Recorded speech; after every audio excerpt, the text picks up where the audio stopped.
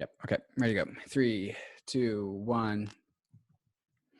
Welcome everyone to POV Crypto, the only podcast that both Bitcoiners and Ethereans listen to. I'm David Hoffman, here with my buddy Christian. Christian, how you doing?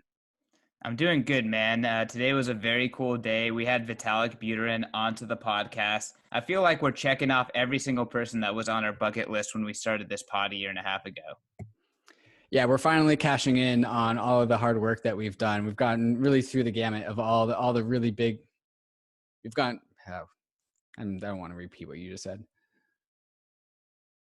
It's been a great month at POV Crypto. So including listening to this episode, go back and listen to some of our previous episodes that we've put out in the last month. Really some fantastic bangers of episodes. And this one is no exception. Getting Vitalik Buterin on the podcast to talk about a lot of the things that you don't really hear him talk about on other podcasts.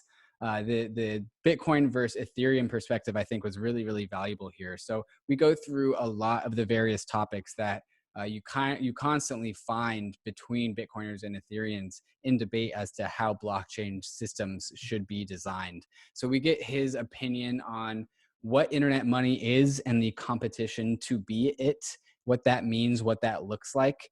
We talk about the relationship between fairness and money, and then also where Ether as an asset that was pre-mined and ICO'd, does that impact its fairness, and how does that impact its overall adoption by the world at large? Then we also get into the relationship between Ethereum and hard forks. What does it look like in the long-term future of Ethereum to hard fork or to not? What is that commitment level there? Christian, what else did we talk about that you enjoyed? Yeah, I mean, it was cool just to really try to dig down. How concerned is Vitalik about centralized exchanges being a part of the staking process? Talking about, is he concerned about not being able to coordinate hard forks as long as he may think Ethereum needs to? How he thinks of Ethereum moving into the future, and how he sees Ethereum and Bitcoin kind of interacting moving forward. So again, I think POV Crypto is delivering on what you guys come here for, is we ask the questions and have the conversations that no one else can have because, we have two biases. Two different perspectives. It's as if the title of our podcast is Point of View Crypto. The last thing I think that was really valuable to talk to Vitalik about was not really any one specific topic, but what I gathered is when he would give an answer, it would be a relatively Bitcoiner answer. And even one of his answers about, I think it was talking about hard forking Ethereum, he was like, what his answer was summarized, I think Ethereum, when it comes to hard forks, should become more like Bitcoin over time. And so I think we forget that, Vitalik was first and foremost a Bitcoiner before he created Ethereum. And so a lot of those same values are reflected and instantiated in Ethereum and what he thinks about it. So before we get into the podcast, we've got to talk about Quantstamp. Quantstamp is the leading smart contract auditing firm in the crypto space. Literally billions and billions of dollars has flowed through applications on Ethereum that Quantstamp themselves has audited. When I was a crypto novice, I initially thought that auditing was just going through the code and making sure all the code was good and there were no typos. But Quantstamp really goes above and beyond with an economic audit as well. And so if your DeFi application is also at risk to something like an illiquidity squeeze on an asset, they will also look at that as well. So it's both code and also an economic viability audit. So we saw this failure with the BZX hack a while back. So go to Quantstamp. So if you are building something on Ethereum, it is your responsibility to keep that thing safe, especially if it manages users' funds. And so go to expertaudits.com and request an audit from the company that also audited MakerDAO, Chainlink, pull together RDAI, really all the best DeFi protocols, applications on Ethereum. So check them out at expertaudits.com. And without further ado, let's just get right into the episode with Vitalik Buterin. Vitalik Buterin, welcome to POV Crypto. Thanks for coming on. Thank you. It's good to be here. So we have a pretty awesome episode lined up, a bunch of different topics, all kind of focusing around your opinion as to some of the common themes of the space. We're going to touch on the topic of your opinion on the competition to be internet money. Is that what the competition between Bitcoin and Ethereum is? Is that the right way to pitch it? Are there other things to consider? And then the topic of money and fairness and Ether. And then we want to go into the long-term relationship between Ethereum and hard forks and your opinion with that. And then also just defining Ethereum's social contract, and then some other things like EIP 1559 and proof of work and the whole gamut. That all sounds good to me. Wonderful. All right. So let's start with the first one. So Bitcoin and Ethereum have their native assets defined as digital money. And so what is your opinion on like the competition for internet money, and is that even the right representation of what's going on between Bitcoin and Ethereum?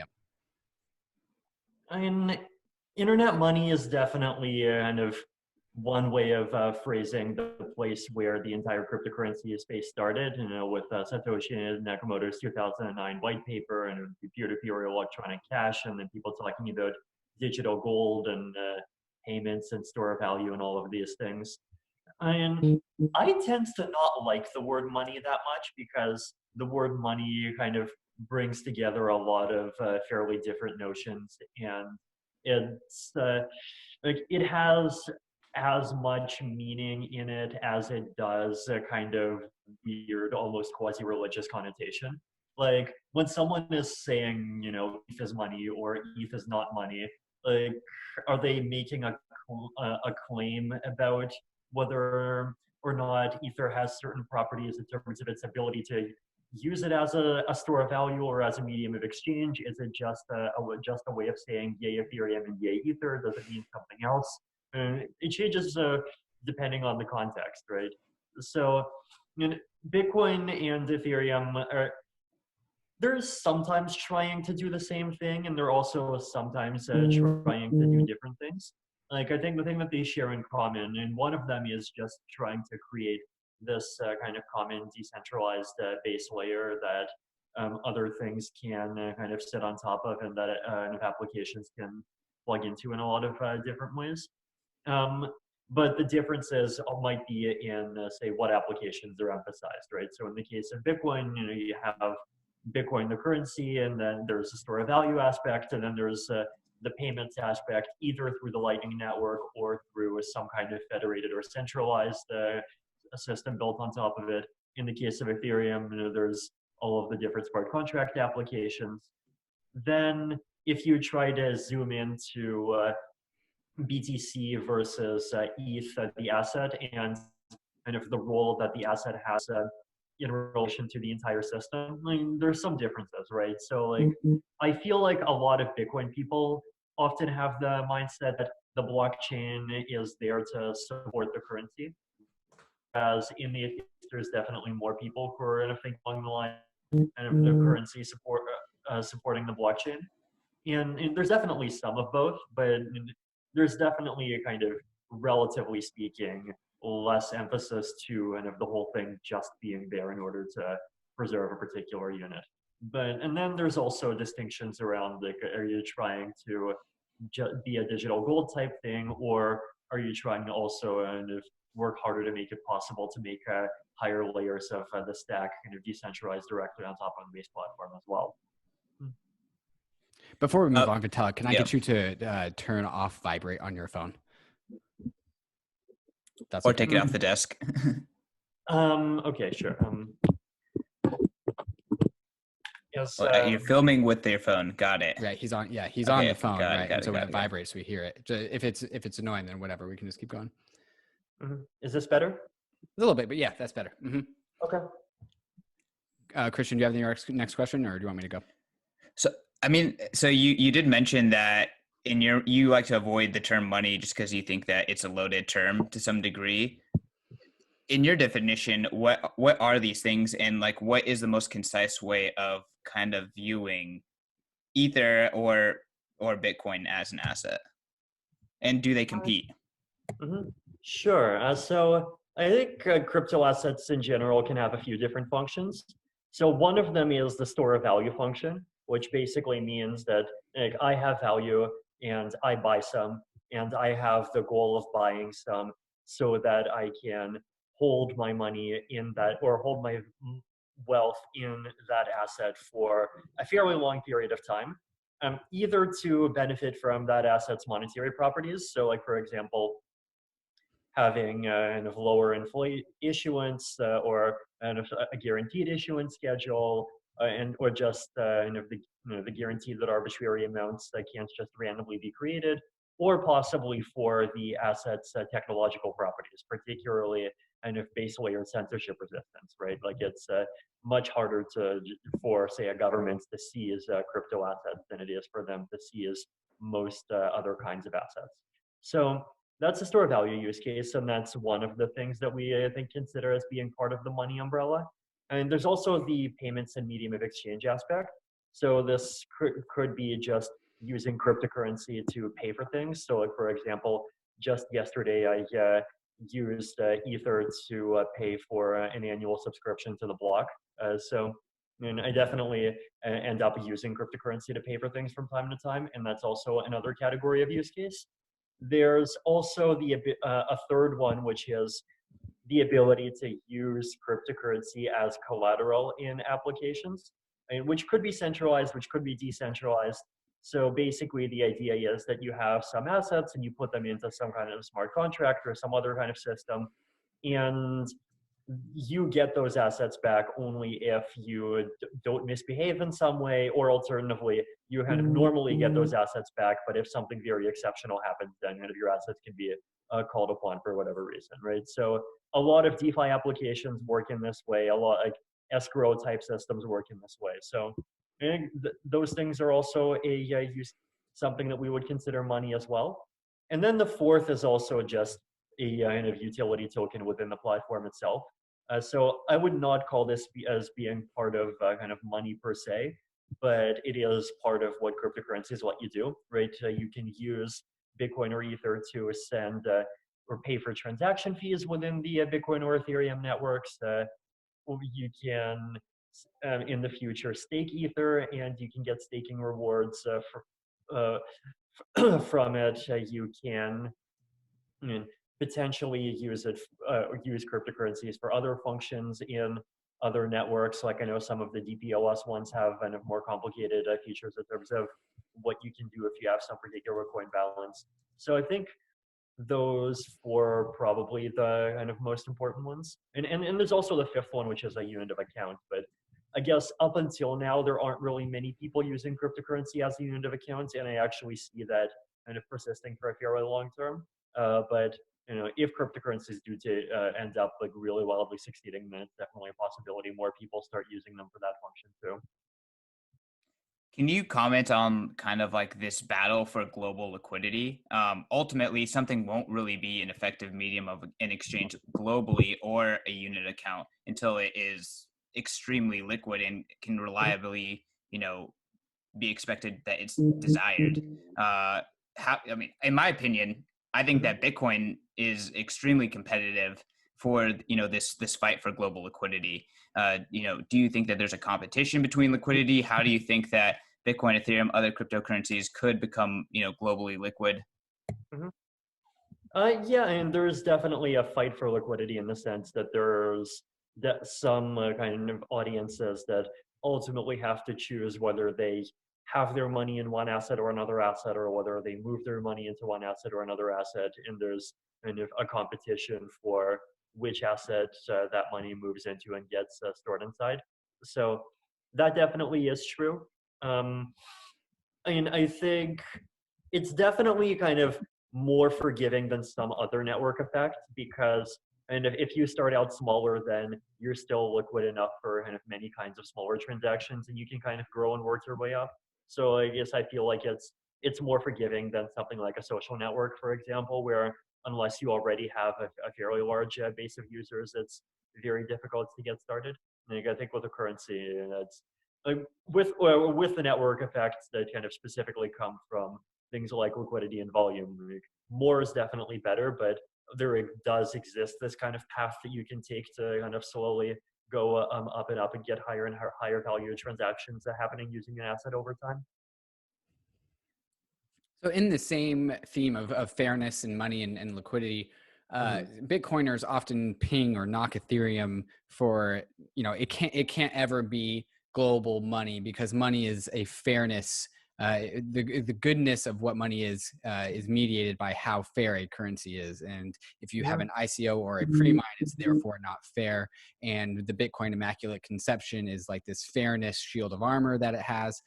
How do you feel about that argument when it comes to like, can Ether be global money or can it not be because of the inherent nature of what happens with a pre-mine or an ICO? And is that disqualifying in any particular way for Ether as like a global money, or is that even just a valid thing is it even a valid premise? And I definitely think that kind of fairness of the initial conditions of an asset are important. And I mean, I think you can definitely give kind of many examples that people on the Bitcoin and the Ethereum sides would agree with. Things like XRP, for example, where Ripple, the company, owns like the bulk of the asset, and or some of the DPoS chains, and God forbid, Tron, and all of those. Like, I definitely think that the extremely high concentrations that exist in those cases definitely make it harder to even bootstrap a community, for example. And between kind of Bitcoin and Ethereum, and I think so. On the Ethereum side, there's kind of two parts to the allocation that existed at Genesis, right? So there was the 12 million coins that went to the Ethereum Foundation and the kind of 100 earliest Ethereum contributors, and you can fairly reasonably argue that was pretty much a centralized allocation, and we just picked who the money goes to. The 60 million, on the other hand, that was a very widely advertised open process where anyone could just send Bitcoin to a particular address, and there was even a computer program that you could run that just directly scans the Bitcoin blockchain and then you constructed the Ethereum Genesis block, right? So in that sense, and I definitely consider the Ethereum sale quite fair as far as token sales go, and especially like for example, the fact that instead of requiring you to have a very particular kind of hardware, it's basically just if you have coins, then you can just go in and participate. And so and there's benefits to both, right? So like in the Bitcoin case, it definitely benefited from this very unique period of time when not many people knew about it, which you can actually argue is another kind of unfairness. But at the same time, it does mean that there was this period where mining actually was this kind of reasonably egalitarian way of getting coins, and that's not something that any currency that existed after Bitcoin can realistically replicate, right? And in and some people have tried, right? And even if you look at Zcash, for example, they tried the whole kind of start the supply from zero thing, and it ended up just leading to at least what I see as being very terrible consequences, because the problem is the supply started at zero, but the attention started like way high. And so at the beginning, you had lots of attention, almost zero supply. And so the price kind of bubbled up because there wasn't really a way to safely short it. And so basically the price started at, well, for a couple of seconds, $3 million, but then more reasonably for a while it was at $1,000, and then it just kind of kept on predictably going down, down, and down for about a year. So for any cryptocurrency that's launching after around 2013 or 14 or so, I think, and having a pre-mine is definitely kind of by far a less bad approach. And I mean, by pre-mine, I mean kind of the entire category of things. Could be a pre-mine, could be a sale, could be an airdrop, could be some combination. Now, but at the same time, there is the argument of kind of, does Bitcoin get advantages from the fact that it was around at the beginning and it did have this unique opportunity? On the one hand, yes, but and as I mentioned, on the other hand, the fact that half the supply was mined before a significant percentage of the population had even heard of cryptocurrency, you can argue is a pretty significant mark against it as well. So I mean, I see points on both sides. So you kind of touched on it, but I want to hammer on it a little bit more. So what value do you place on Bitcoin's immaculate conception, or is that more of just like a narrative story that's spun by the Bitcoin camp? I mean, ultimately everything is a narrative story to some extent, right? Like the fact that some particular thing happened historically doesn't kind of directly make Bitcoin a better medium of exchange or store of value of any of these things. Like it only leads to that consequence because people have this idea in their heads that something can kind of become a Schelling point more easily if it's neutral, and Bitcoin has these properties that lets you argue that it's neutral, and so that itself kind of creates this possibility that people will recognize it more easily. So ultimately, these things are kind of all narratives, and they kind of get filtered through people's heads. So if you imagine a parallel universe where there was, say, a culture that just did not care about neutrality at all, then, and I think Bitcoin would definitely fare significantly worse. But so the difference between that parallel world and our world is basically how much we in our heads rate the importance of particular stories. But I think that's fine. Like cryptocurrencies are ultimately kind of these completely digital emergent assets whose value is just dependent on these kind of facts existing in our heads. And to me, honestly, that's a really beautiful thing. Kind of on the same tip, proof of work is relatively fair way to distribute coins and kind of diffuse the total supply. Do you see benefits for Ethereum starting off as proof of work and switching to proof of stake? Does that change the dynamic at all? Yeah, and that's a great question. So I think, and as I mentioned, right, during the kind of golden age, as I call it, 2009 to 2013, I think proof of work was a really actually egalitarian way of distributing coins around. Now, with the caveat, as I mentioned, that the fact that only a tiny portion of the population even knew that the thing existed is kind of not the most egalitarian thing. But aside from that, anyone has a computer. If you have a computer, you can just go and participate. But after 2013, we saw the GPU revolution for about a year. And then after that, immediately once we pretty much almost skipped FPGAs, went straight to the ASIC revolution. And once you have ASICs, then a lot of the fairness arguments, I think, breaks down pretty quickly because it's no longer that anyone can go and participate if they have a computer. It's that, oh, now you have to either have $10 million of your own money to set up a fab and do the entire process and start mining, or you pay money to some other company that does, and possibly that company on route to shipping just delays giving you the ASIC by about 2 months, and when you receive it, you discover that they actually used that 2 months to spend a whole bunch of time mining on it themselves, right? And this is the sort of stuff that actually happened back then. So I definitely don't see ASIC mining as being a particularly egalitarian thing, and this is the sort of thing that motivated Ethereum being a ASIC resistant proof of work system as opposed to an ASIC friendly proof of work system at the beginning. I definitely do think that the fact that Ethereum has had this proof of work phase for issuance is a positive thing. And it does basically mean that instead of issuance having this kind of one big source, which is did you participate in the sale, instead it's, you have in total about 110 million coins, 12 million were a pre-mine, 60 million were a sale, and then a remaining 38 million could get mined. And there's some millions more that are going to get mines before the proof of stake switch. So it definitely does lead to a more balanced distribution, but I definitely think that with every passing year, the value of proof of work as a distribution mechanism kind of keeps getting lower. So it was this kind of one-time dividend, and we took advantage of it, and that was great. But it's definitely getting to this mature phase where it loses some of those benefits. So what about proof of stake and distribution? Because proof of stake doesn't really distribute coins at all. Correct. Yeah. So at least with proof of work, you're forced to sell, right? I think that beyond how you feel about ASICs, at least the coins actually have to be distributed through the ecosystem. Mm-hmm. Yeah.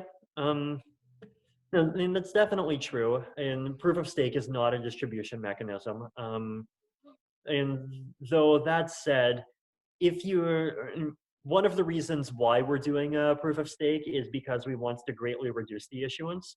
And the issuance is significantly going down, right? So in the specs for ETH 2.0, I think we put out a calculation that the theoretical maximum issuance would be something like 2 million ETH a year, and that's if like literally everyone participates. But if more realistic amounts of people participate, then it could be much lower, right? So, for example, if you look at the amount of Ether participating currently on the 2.0 testnet, the issuance is something like 100,000 ETH every year. And so that realistically, it'll be somewhere between 100,000 and a million Ether a year compared to about 4.7 million Ether today, right? And so like the new effects of issuance, like whether it's proof of work or proof of stake, are going to be pretty negligible, right? And in the case of Bitcoin, Bitcoin is kind of moving toward this pre-programmed hard cap with its halving coming in about 2 weeks.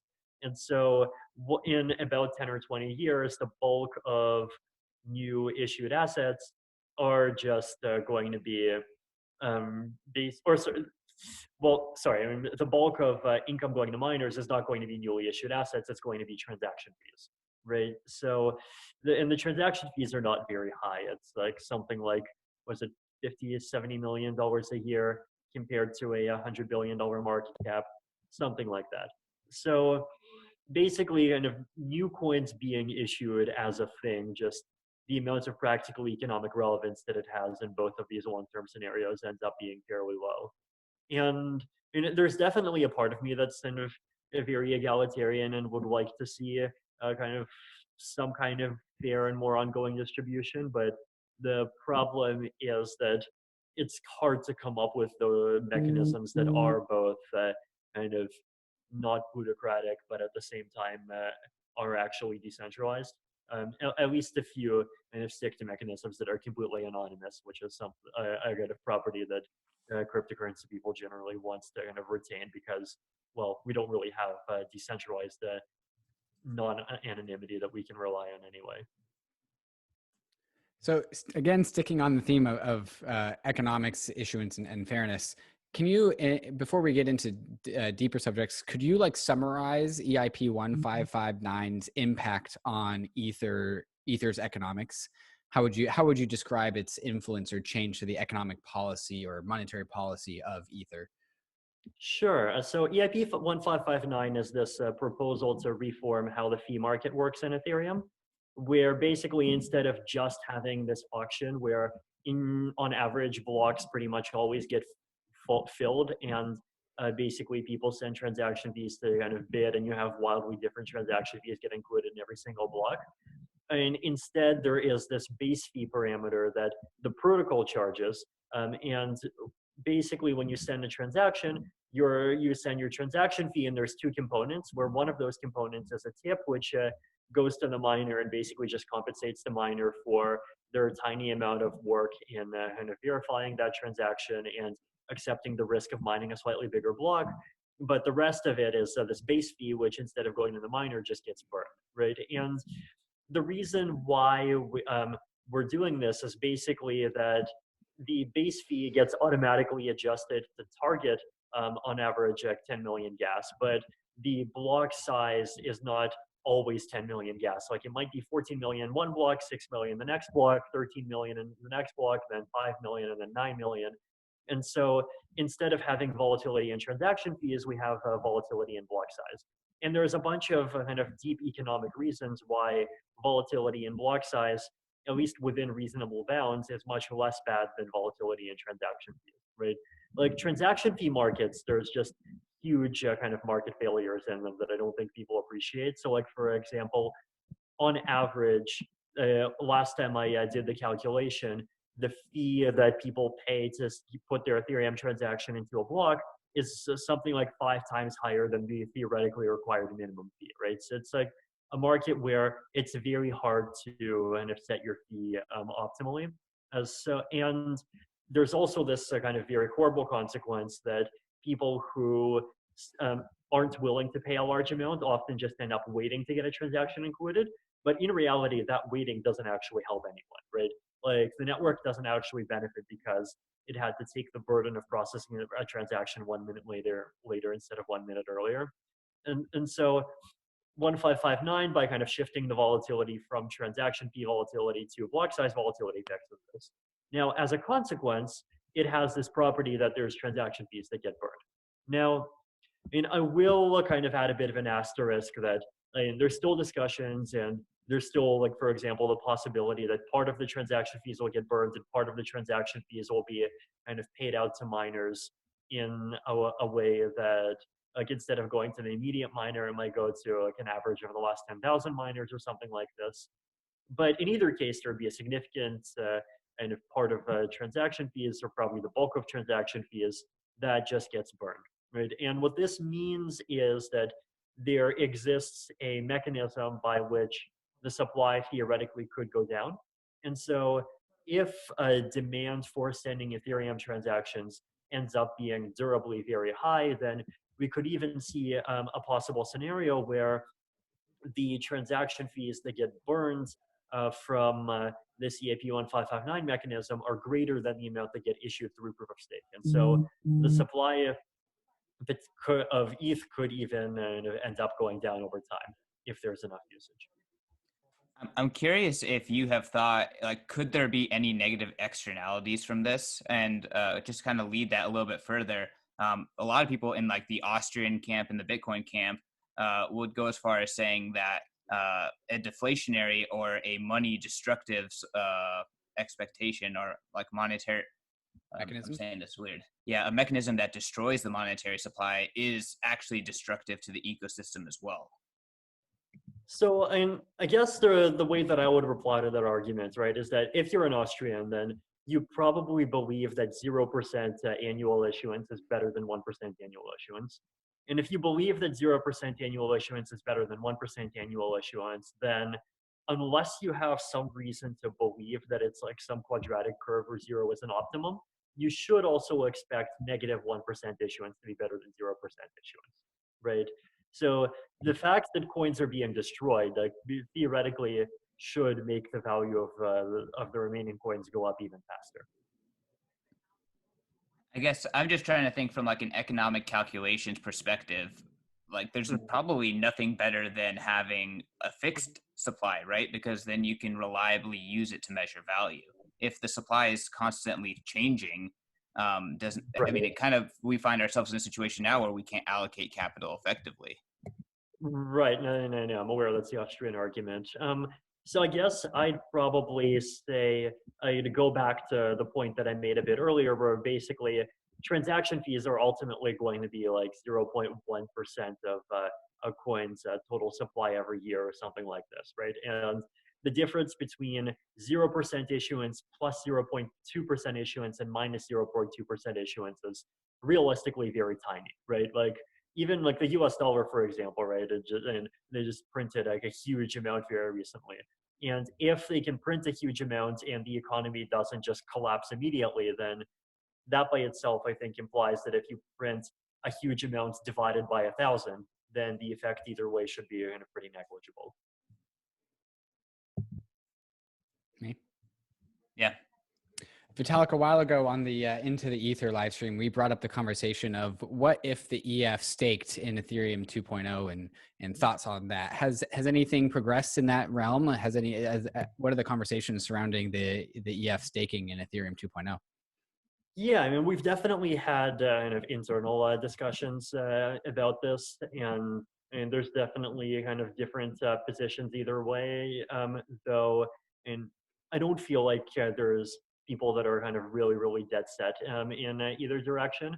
And I guess my own view on this question is that I think the EF should commit to staking about the same percentage of its money that the entire Ethereum ecosystem stakes altogether. So, like, for example, if there was a total of 110 million Ether and 11 million stake, then that means the EF should also stake 10% of its own Ether. And my argument for this is that it's basically a kind of conflict of interest minimizing neutrality, that it basically doesn't give us any incentive to kind of manipulate the proof of stake parameters in either a downward or an upward direction. And there's other people who argue that the Ethereum Foundation should stake more because it has been kind of pushing Ethereum 2.0 and proof of stake kind of very hard, and it should kind of stake more of its coins to, just as a signal of confidence.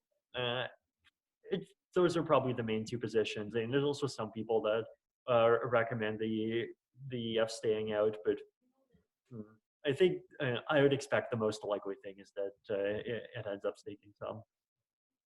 What's the place for like trust in the EF? Because I mean, clearly, the entire Ethereum community has to place a massive amount of trust that you and the EF will act in their best interest, and in this kind of transition, an example can be just have room to decide how much you're going to stake, and it's kind of up to you. Like, where do you think of like that dynamic? How does that play out, and is that positive or negative? So just to clarify, do you mean people trusting the EF to kind of be honest in making protocol decisions and not make protocol decisions that break the protocol? Or do you mean the EF trusting the EF not to just stake everything and then use that to break the network? I mean, I don't assume that the EF is trying to break the network, but you could assume that the individuals in the EF are just looking out for themselves, right? And there is trust that they will not do that they will act egalitarian in the best interest of everyone. Yeah, so I guess to answer the kind of the second concern that I raised, and we can expand that from the EF to the possibility of individuals in general. The amount of Ether that the Ethereum Foundation has right now is somewhere around 590,000. So there would needs to be very few people staking for the EF to have the ability to kind of get all the way up to 1/3 and actually be able to cause significant damage to the network. So if you're concerned about kind of large holders breaking proof of stake by just directly attacking proof of stake, then I would be more concerned about exchanges than it would be about the Ethereum Foundation. And then for the first question, like, what about people kind of trusting the EF while it's kind of still figuring out all of these details of the Ethereum 2.0 protocol? I mean, that's definitely a challenge in any one of these projects. Like, it's a decentralized system, but that's only kind of once the thing has been built and deployed. Like, what about a kind of rapid ongoing development before then? And there's definitely a limit to how much we can do, but we try our best. Like, we try our best to have a very open research and development process. We try our best to kind of invite a lot of feedback from the outside and to make it very easy to read what the current specification is and what the arguments are for as many of the decisions that we made as possible. So I feel like we try to do what we can, but at the same time, I mean, there's definitely limits when we're talking about creating a new protocol. So you briefly mentioned the topic of exchanges staking and how that represents a threat that's way larger than the EF doing anything malicious, which is, I think, an unsolved problem. There's loads of Ether on exchanges, and exchanges are going to be inherently incentivized to offer staking services to their customers. How do you think the long-term relationship between proof of stake and centralized exchanges plays out? No, this is a very good point. So there's a couple of ways to look at this, right? So one way is that we know roughly how much Ether the biggest exchanges have, and it's somewhere in the millions, right? It's like 3, 5, 7 million Ether, somewhere in that range. And so if we can get the absolute amount of ETH that's being staked to be at least double that, then that limits the ability of any individual exchange to break the network. So that's one way to look at it. A second way to look at it is, well, even if the Ethereum network does get 33% or 51% attack, that's not the end of the world, right?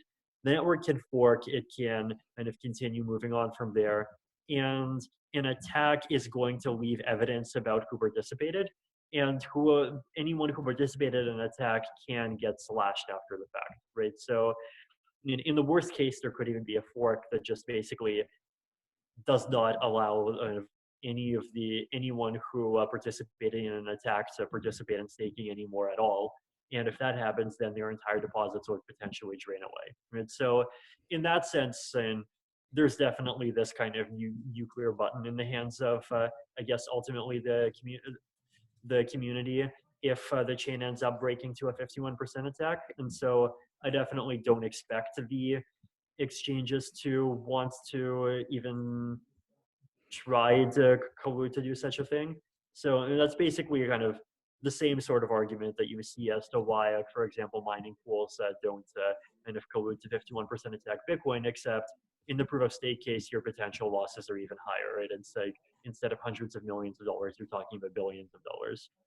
And then a third way that you could potentially look at it is that like we could try to encourage the ecosystem to move toward a model that relies less on people holding all of their ETH inside of exchanges.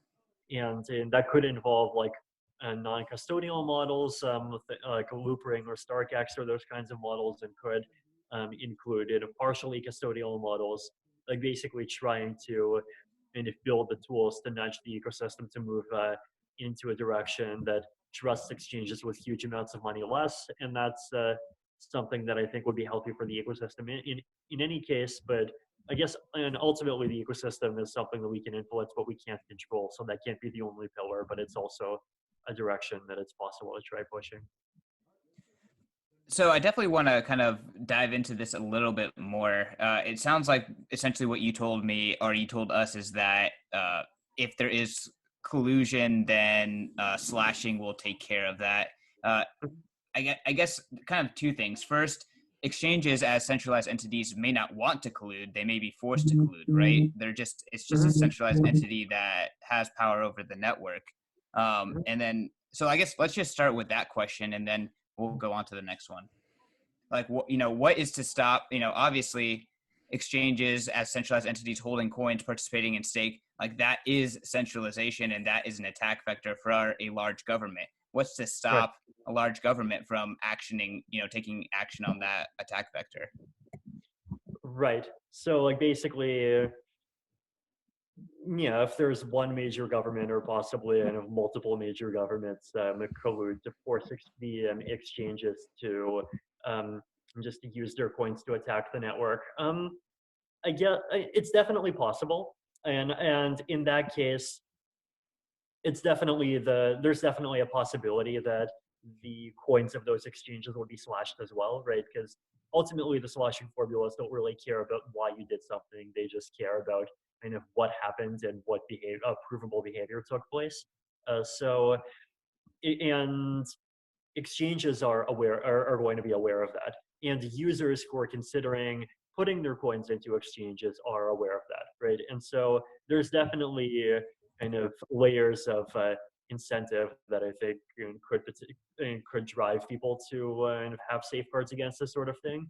There's also a possibility that will all fail and that there would be an attack that happens, but I'm not the sort of person that thinks that a single 51% attack is going to be the end of Ethereum. Like, I think if an attack happens once and then 10 million ETH gets just erased out of existence, then that's the sort of thing that could easily just scare pretty much everyone into never trusting an exchange again. In which case, and that wouldn't be the worst outcome either.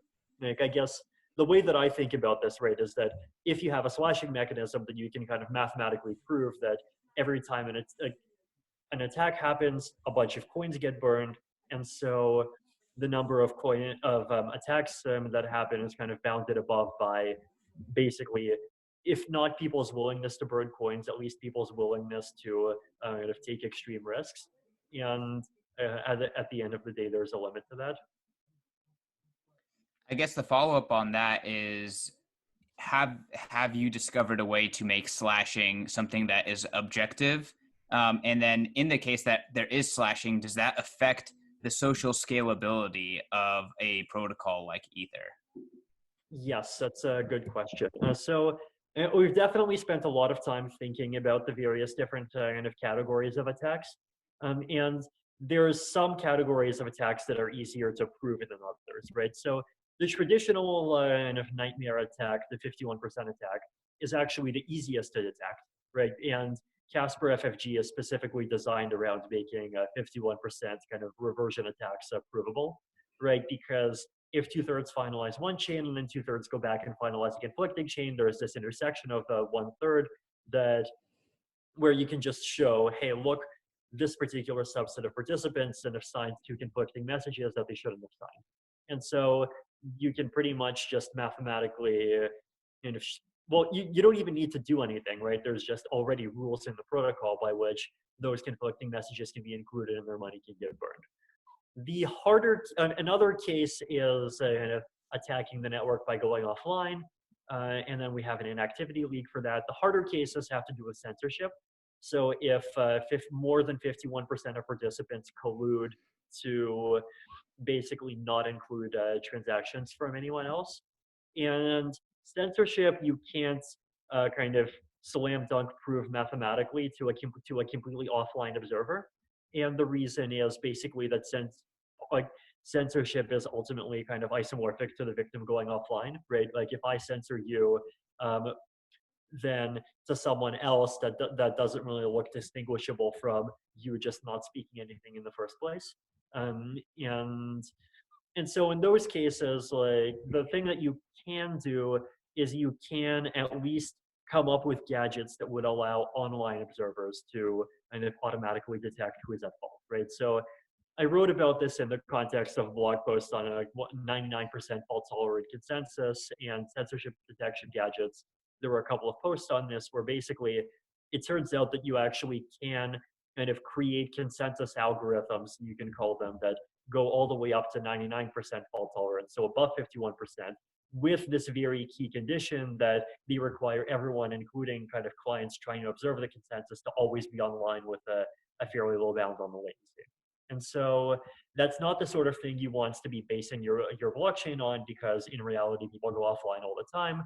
But it is the sort of thing that you could theoretically kind of program in and have running as a process in the background, so that at least the set of nodes that is online during an attack would all come up with the same answer in terms of who's at fault. So that's the best that we have so far. So part of the social consensus, actually, I'm going to ask this question differently. I'm just going to do a full transition. So I want to get into the topic of hard forks in Ethereum's social contract. So in Ethereum development, we are committed to hard forking in these changes, these improvements that we are making. Then we're also going to hard fork in proof of stake, an entirely new chain. Excuse me, yeah, that's not a hard fork. That's just a new chain. And then after proof of stake is implemented and ETH 2.0 is rolled out, there's probably still going to be, it's going to turn into Ethereum 2.x, where we further with more R&D, we find more things that we want to get included, but that's probably going to take hard forks. So what is your opinion on the long-term relationship of hard forks in Ethereum? And is there ever do you believe in the calcification of a blockchain over time? I definitely think that Ethereum's social contract should kind of move more and more somewhat to being more Bitcoiny over time. I think currently, it's still early days, and the Ethereum community has, I think, broadly decided that the Ethereum protocol was not complete unless proof of stake and sharding, for example, are included. And so that just requires fairly radical changes to introduce them. But over time, as those basics get included, then, and I'm sure you've seen the roadmap that I published, the diagram that I put out on Twitter, that kind of talks about kind of ETH 1.x and ETH 2 and ETH 2.x, kind of especially over the next 5 to 10 years. And after the proof of stake and sharding and the merge, the changes that come after that actually are pretty marginal, right? They're the sort of changes that significantly improve the platform, but they don't kind of fundamentally alter the things that the platform does and how it really works deep down, right? So things like replacing Merkle trees with zero knowledge proofs or polynomial commitments, things like replacing Casper FFG with Casper CBC, right? Like, there's these deep philosophical differences between proof of work and proof of stake, but there aren't really deep philosophical differences between Casper FFG and Casper CBC. Like, they have different philosophies, but there aren't really kind of people who like fundamentally disagree with one approach or agree with the other. The differences between the two are much more just plain old technical. And then I mentioned things on the zero knowledge proof side. I mentioned there's some other technical improvements that we're looking into, also kind of scenario, more efficient ways of just verifying things, potentially different signature schemes, post quantum upgrades. So after ETH2, it definitely is looking like it's kind of technical improvements within the same framework, which is more restrictive, right? Right now, it's kind of complete redesign.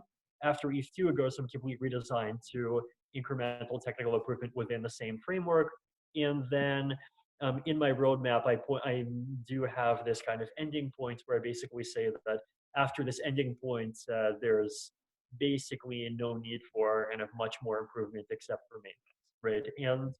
And I know like early on, when we didn't really understand the space as much, like we thought there might need to be an Ethereum 3.0 and a 4.0 and a 7.0, but I actually do increasingly think that an Ethereum 3.0 might never be necessary, and Ethereum 2.x might actually end up being the end of history. Like, there might be cryptographic changes that might have to happen 20 years from now and 30 years from now, and we might discover some really cool new lattice-based thing. We might discover some totally new type of cryptography that allows us to do things we couldn't do before. And so we might go from Ethereum 2.x to Ethereum 2.y and then 2.z, but like really the amount of substantive change that needs to happen should only go down over time, and basically in part because you can just do more and more of what you need through layer 2 protocols like ZK rollup, optimistic rollup, like all of these rollups where you can experiment with pretty much whatever computational model you want. And I think the level of kind of disruption that the community will accept will just naturally go down over time, right? And that's not even because the existing Ethereum community really wants it to, but just because there's going to be more and more stakeholders, right? Like even right now, there's just so many stakeholders in Ethereum that most of us have never even heard of. You know, there's a bunch of people building applications. There's people holding money in Ether. There's people holding money in DAI. There's people using cryptocurrency for payments. There's random international government body projects using the Ethereum blockchain to store to implement smart contracts for more transparent and corruption-resistant procurement things. There's NGOs doing all sorts of things. There's like random just industrial companies in Korea and China and whatever, and they're just in some cases pushing things onto the Ethereum mainnet. And so there's definitely a lot of all of these different actors. And right now, I think we're very fortunate that all of these that especially the more serious actors out of all the ones that I mentioned are just doing tests. But over time, you know, there are these applications that are going to hit the mainnet, and then also just the number of people using and even holding assets issued on Ethereum is going to increase. And so there's just going to be more and more pressure to just like, hey, keep things steady and focus on making sure things don't break. And I think the 2.x roadmap does kind of is naturally compatible with kind of us shifting more and more into that mode over time. Do you feel like the current Ethereum community is going to jive well with this idea of ossification? Personally, I think that ossification is more socially scalable. Like you said, a lot of other people are joining into the Ethereum ecosystem. They're becoming dependent on the Ethereum ecosystem, and it's difficult to kind of grasp around all of them and make sure all of them are represented around changes. But it looks like the Ethereum strategy right now really has a lot to do with coordinating. Like, I could see a world where coordination very soon, maybe even before Ethereum 2.0 is able to really get put into place, starts to break down, because there are so many people that are jumping in. Microsoft, Deloitte, you know, who name it. You know, this ecosystem is growing very quickly, and a lot of stakeholders are jumping in. Like, are you scared at all that coordination will fail before you plan it? Or you plan on it failing, and you plan on ossification happening? That's definitely a really valid concern. And I think regarding just the ETH 2.0 switch specifically, I feel like at this point, discontinuing the ETH 2.0 switch would be much more controversial than going through the ETH 2.0 switch. And so, and in general, even from some of the kind of institutional actors I talk to, they generally kind of understand that it's an important and necessary thing. So it does feel like that's going to just happen. But the place where, and I think there are going to end up being challenges, right? I think so. First of all, there's definitely kind of an internal divide in the Ethereum community between people who are more pro ossification and versus people who are more pro kind of let's take the facts that we have off-chain governance and really be proud of it. And there definitely are sometimes kind of clashes between these two camps. So I mean, you could argue that ProgPow is an instance of one of these clashes. You could argue that some of the block reward funding EIPs that have some of the funds recovery EIPs are an example of these clashes. And I definitely expect those clashes to continue. And potentially we'll see newer clashes that come from some of the newer actors that start participating in the Ethereum space. And there's definitely different ways that could turn out. And I definitely think that there is something to say for the arguments that if things completely go to hell, then the kind of the equilibrium is that everyone kind of turtles up in their own shell and the protocol just basically switches to being ossified at whatever point it is when that happened. And it's possible that it's a matter of time until then, or it's also, or it's possible that kind of the core development community will continue being very cohesive for the long term. These are definitely things that are difficult to predict, and I guess like I personally am just hoping that kind of the ship keeps going long enough for at least the technical developments that I consider kind of necessary to the core of Ethereum's progress to get included. And then once it gets to that kind of critical points, then if everything after that happens on layer 2 protocols and rollups, then that's fine with me. One thing in the Ethereum community that's become particularly salient lately is the concept of minimum viable issuance as a monetary policy. So I have a couple of questions surrounding this. How do we even determine what is minimally viable? Is that even an objective thing that we are able to measure? And then when it comes to actually implementing this as a monetary policy into Ethereum, how do we do that over the long term without constantly hard forking in a new monetary policy? Right. Yeah, so I think in the short term, minimal viable issuance should be interpreted as this kind of social contract, basically because we are doing proof of stake, and it's very possible that we'll have to do like one economic hard fork to the proof of stake protocol about like a year, in the worst case, maybe two years after it comes out, just because we learned something about its economic properties that we didn't know at the beginning. So while the Ethereum protocol is still more in this phase where a lot of changes could happen, I think it should be viewed as a kind of statement of what our goals are in terms of what issuance should be changed to. In the longer term, I think, and you can view minimal viable issuance as being not so much of the social contract, but rather of the explanation for why the parameters like issuance are set at the values at which they are. Like basically, like, it seemed empirically that these parameters are able to motivate a particular amount of ETH to be staking at a reasonable cost, and lower parameters would have been too risky, higher parameters would have been too inflationary. So that's one way to look at it. I have kind of thought more theoretically about, can you turn minimal viable issuance into a much more formalized thing?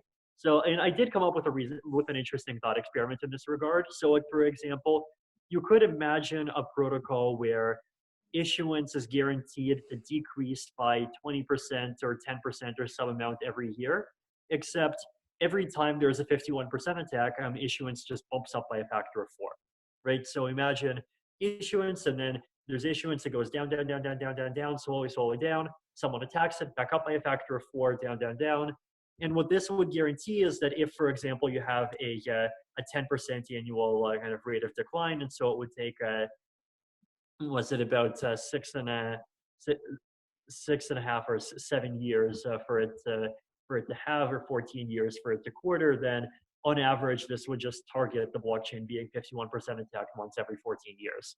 And if it gets 51% attacked more, issuance would go up. If it gets 51% attacked less, issuance would go down, right? So if we really wanted to kind of enshrine issuance being minimally viable into a protocol rule, like that would be one kind of interesting and fun way to do it. But I mean, I don't know if that's something worth actually doing at this point. So, right. So yeah, that kind of leads me to my next question. So that's an interesting mechanism to always ensure that we are actually where minimum viable issuance actually is. Is that even the right spot to be, or do we want to be right above MVI? And then again, like how it doesn't even seem like it's possible to really define where MVI is on this broad spectrum of issuance. And so do we have to like guess where it is and hope we got it right and then assume that it's appropriately low? Yeah, it's definitely hard, right? Because we don't know under what conditions 51% attacks would happen. We don't know what kinds of 51% attacks people want to make. Do they want to completely break the network? Do they want to just like gather up 60% of the validators and then just do some kind of low grade influence to just keep on front running everyone forever? So do something that's beneficial to them, harmful to the network, but never harmful enough that we would actually fork over it. Do they want to do something else? So the parameter is definitely kind of subjective to some extent. I mean, if we want to kind of force a kind of objective cap on the issuance that can happen to kind of satisfy holders' desire for stability, then you could always do that. Like you could always kind of say that you're not going to issue more than 2 million coins every year or something like that. But there's definitely a very real sense in which minimal viable issuance is more an art than a science. Chris, you have any questions? You want to move on? No, we can move on. This is really great so far, man. Thank you a lot, Vitalik. Mm-hmm. One thing we wanted to ask about is your thoughts behind the social contract of a blockchain versus the nodes of a blockchain.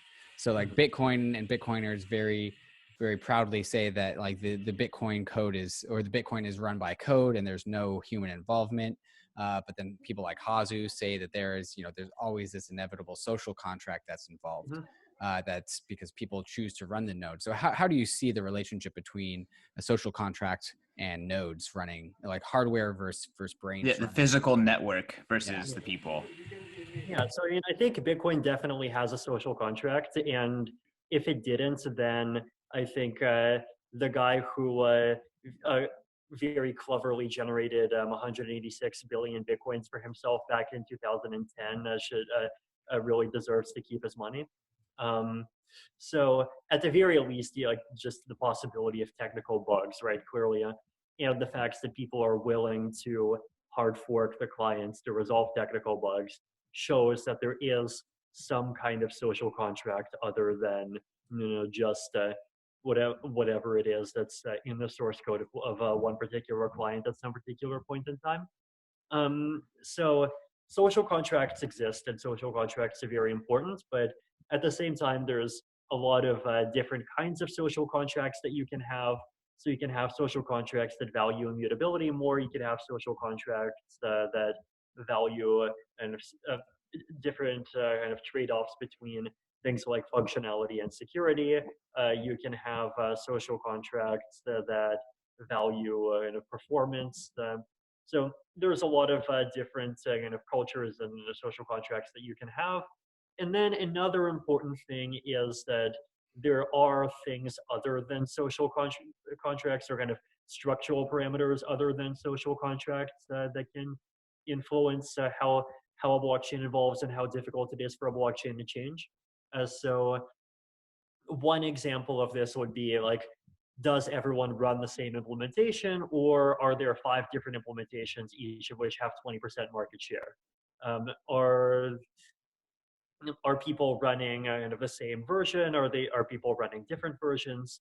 And there's also things like who funds client development, for example. There's kind of, is there a separation between kind of research teams and development teams, or are they all kind of basically the same group of people? So, and there's also like how many people use full nodes, how many people use light nodes, how many people use something like Infura. So I think kind of the combination of technical factors and the social factors, I think, are both kind of very important in influencing the actual kind of protocol outcomes that a blockchain has. So we had Nick Carter on the podcast a while ago, and I've been hammering on this question for basically every guest since then. And so the question is, what values does, when I asked it for Nick, it was what values does Bitcoin instantiate in its code? And then we also asked this to Rune Christensen about MakerDAO. Because any sort of crypto economic protocol is always by the people for the people, right? And so there's a certain amount of, Nick also called Bitcoin like a political system. It's a system for expressing one's values about the world, and specifically Bitcoin is the values of Bitcoin are about fairness. No one has control over the money spigot, et cetera, et cetera. Rune Christensen said that the values of Maker are like permissionless access to credit and stability in financial services. What values do you think are instantiated in Ethereum? That's a very good question. And I think, I mean, first, just openness and kind of ability of anyone to participate is something that's kind of both very important to Ethereum people and something that's inherently, I think, a feature of the network and of the code. Neutrality, so not the protocol not kind of explicitly favoring any particular actors. Trust minimization is another pretty important one. Censorship resistance, and just guarantee that the thing that runs is the thing that'll keep running, and that this is a network that's intended to just kind of be reliable and be there. Also, just kind of openness to experimentation. So there's not just one thing that you can do with Ethereum. You know, there's kind of the money Legos meme. That there's like a whole bunch of kind of exponentially many different things that you could build on top of the platform. I would probably say those are the main ones. On Eric Wine, go ahead, Christian. I was just gonna say, David is the person who minted the Lego money meme, so it started here, man. Actually, so I started saying money Legos, and it kind of caught fire. But then somebody picked up a slide from 2014 of Vitalik giving a presentation, which it had money Lego in the title. I'm like, oh well, got robbed by Vitalik. Well, I think that was the Legos of crypto finance. Money Lego is a bit catchier. Yeah. So continuing on the whole values and blockchain systems, on Eric Weinstein's podcast, you called cryptocurrencies or blockchains digital nations. Can you kind of comment on what that means to you, and can just expand on that thought? Yeah, so I think blockchains and blockchain communities, and they're a very interesting kind of social political beast unto themselves. So they kind of are open source software, but they're also not just open source software. They are kind of like religions, but they're also not just religions. They are, you know, kind of like organizations, but they're not just organizations. They're kind of like nations in the sense that, you know, they have their own currencies, they have their own systems of rules that they enforce, they have their own system for providing security for the implementation of those rules. But they're also not just that. So blockchains and also the communities that form around them are this kind of really interesting thing that kind of combines different aspects of all of those things together. And there's definitely a lot of parallels in terms of how they operate, right? So like with nations, you have nationalism, and, you know, with cryptocurrencies, you have maximalism, right? With you know, nations, you have flags. With big cryptocurrencies, you have logos, and you have like the lightning flag that you would put onto your Twitter. You have the kind of the .eth that you put onto your Twitter. So it's this kind of interesting mix of kind of both providing a set of kind of core functions that people rely on, and also having this kind of community and culture around the thing and around the systems that provide those functions. So, and there's I think just observing cryptocurrency communities and observing how cryptocurrencies have been evolving and interacting with each other is just such an interesting window into a kind of human nature and even kind of why certain things happen the way that they happen in the wider world. One thesis or idea behind what the role of a government is to just be a value management system. Like a government sets the rules for that value to be managed fairly among all of its participants. And then The Sovereign Individual, which is a book that's very, very popular in the crypto space, talks about how the power of the government is going to be significantly diminished in the future because the ability to control money or manage values can be relegated elsewhere, specifically to what he called internet cyber monies. And so do you think that future is playing out? And do you think that blockchains as value management systems are going to reduce the role of governments in the future? Yeah, and I actually read The Sovereign Individual only a couple of weeks ago, and it's definitely a really important and interesting issues to think about. And I think one important place where I depart from the Austrians is that I don't really believe in this mindset that kind of control over a currency is the fundamental thing that makes that makes a government or a nation be a government or a nation, and this is kind of the core sine qua non of all of its kind of other powers for good and for ill. So I don't believe in this, and one example of a reason why is like countries in the Eurozone, for example, right? Like they do not have independent monetary policy, but they still have in theory independent policies and a whole bunch of other things. And there's a bunch of currencies that just use the US dollar and they do things that the US does not like. There's a lot of countries that have their own currencies, but they still have very big problems because they're kind of afraid of being invaded by someone. Right. And so monetary power is definitely kind of an important lever. And especially if you look at things like kind of sanctions and weaponized interdependence and all of these kind of geopolitical or network political issues, then there's a lot of important things there. But at the same time, the physical world exists, the need for kind of physical security exists, the need for kind of boring need space things like kind of healthcare provision and kind of the partial aspects of healthcare provision that are public goods for various economic reasons. Those exist. There's roads and the needs to kind of manage roads, congestion, like all of these different things. And so the fact that money is kind of is now entering into the realm of cyberspace doesn't take away either the kind of the need for those functions to be provided somehow or the ability for kind of men with guns to enforce things in the physical world.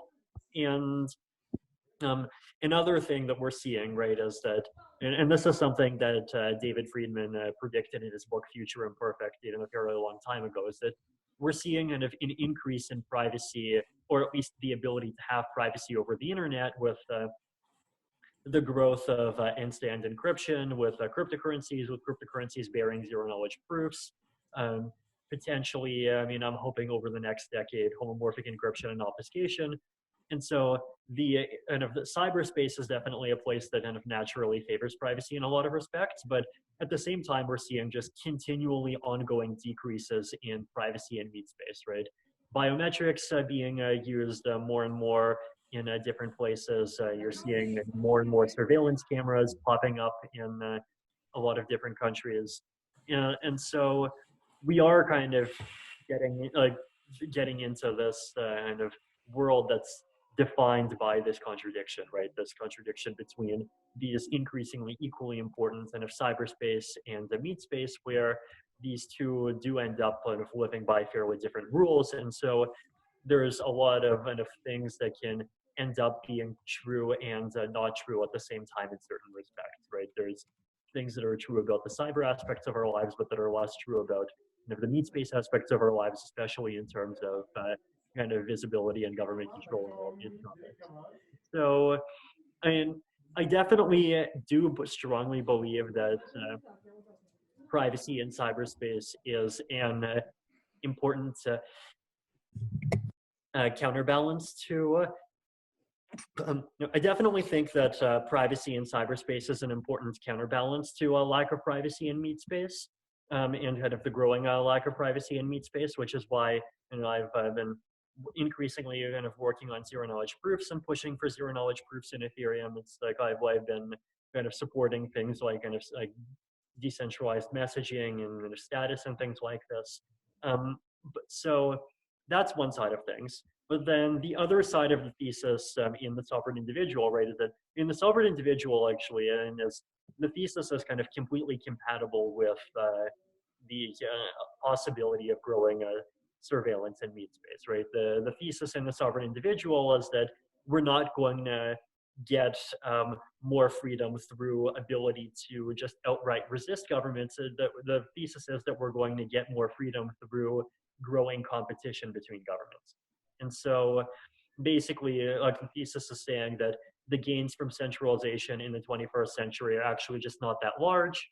And if you even just look at the coronavirus as kind of one example, right? Like if you try to think about kind of who the winners are, like the winners are in a lot of cases the smaller countries, right? Like the countries that we look at as kind of examples of success.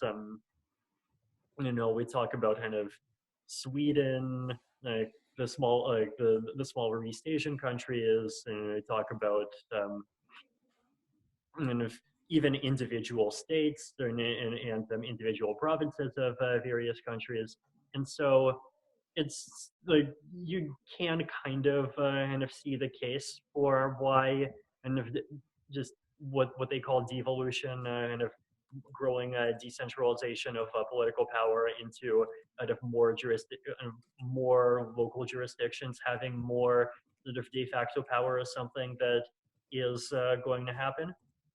Though, as I mentioned in my kind of review of the book on Twitter a couple of weeks ago, there's also challenges that come with that kind of model. And then there's also just the question of, well, there does exist this kind of pressure to build these kind of worldwide public goods, especially in terms of kind of scientific research and kind of the info sphere and global climate and all of these topics and how that'll end up getting managed. And competition between countries is definitely something where public kind of blockchain networks can kind of participate kind of fairly easily, because if you have a lot of countries, then there is the need for something to kind of serve as the glue between them. And serving as the glue can mean a lot of different things, but at least in a couple of contexts, and you can see public blockchains having more of a role in that sense. So yeah, I don't know. It's a complicated world that we're getting into. Absolutely. Christian, I think we lost you. Vitalik, are you getting him? I am not. I also lost Christian. I'm just kidding. Oh, there is. Christian. Okay, you're back, Hello? Christian. There we go. Hey, sorry about that, guys.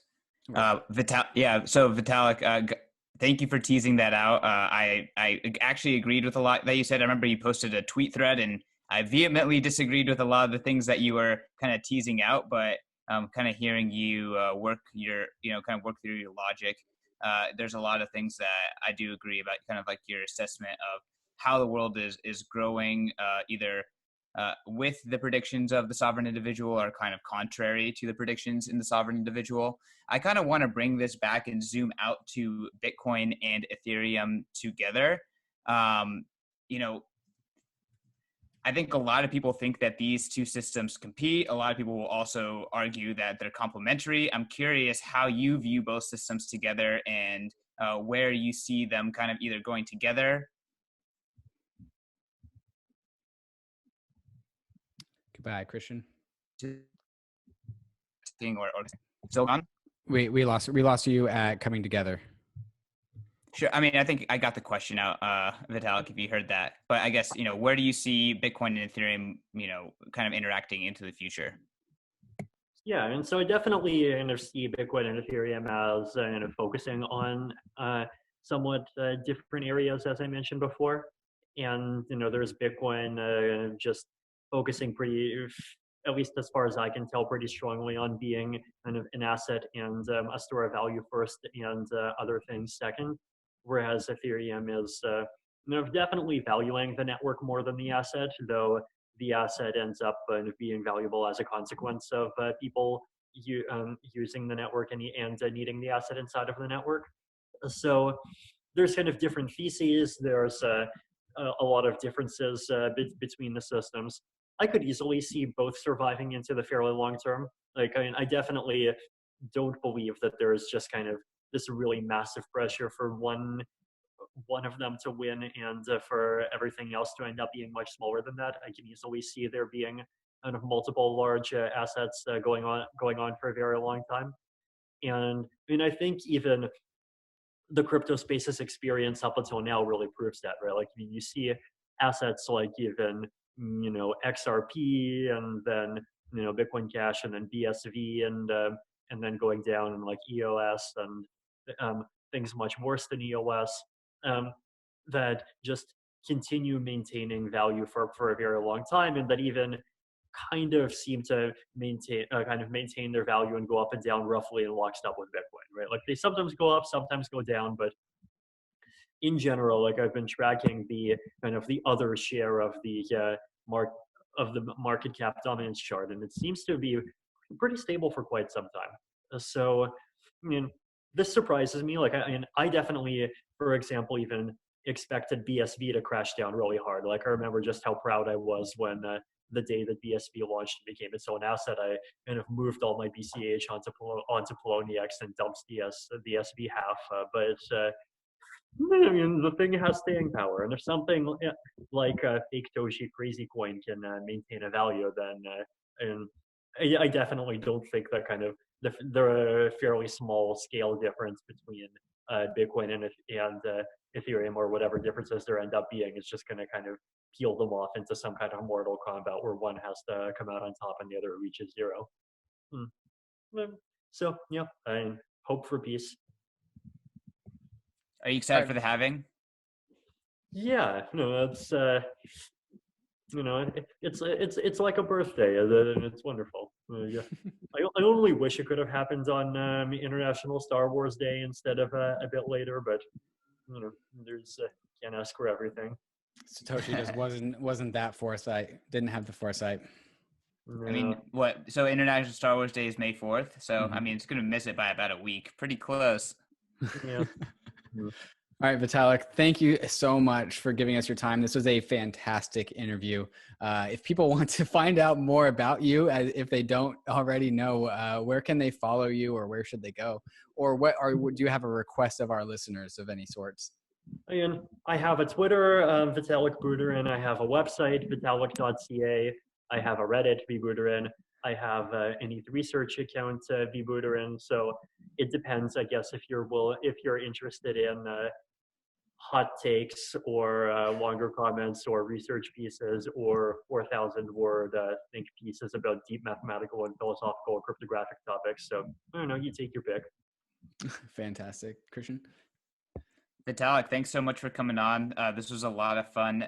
For everyone out there, please follow the show at POV CryptoPod. Make sure to give us those 5-star reviews, and you can follow me at CK_Snarks. You can follow me at Trustless State, both on Twitter and on Bankless. Thanks, Vitalik, for coming on. Appreciate it. Thank you. All right.